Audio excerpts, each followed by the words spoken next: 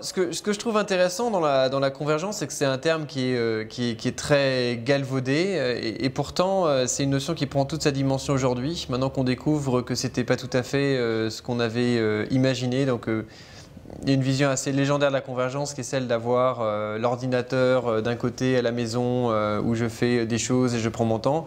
Et de l'autre, à l'opposé, un consommateur qui est assis dans son abribus et qui va tuer le temps et qui est oisif. Et ça tombe bien, il est la cible privilégiée des marques qui peuvent le toucher grâce à son mobile.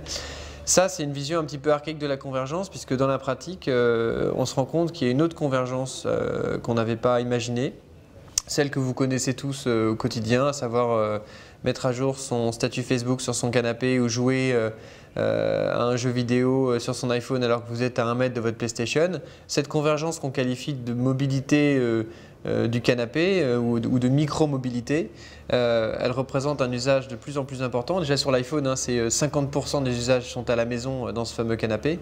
Et d'ici quelques années, 50% du trafic mobile, de la data mobile sera transporté depuis ce canapé. Et ça fait naître de nouveaux terminaux. Hein, évidemment, c'est l'iPad qui est l'apothéose de cette mobilité du canapé, puisqu'on a un grand confort, on a un grand écran, et on va retrouver tous ces contenus dans ce fameux canapé. Alors,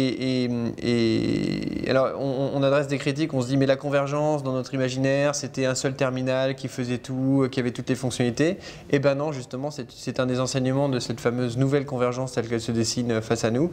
Il y a un terminal par besoin et c'est pas pour ça que c'est moins convergent, c'est l'inverse en fait. Chaque terminal adresse un besoin spécifique de cette mobilité.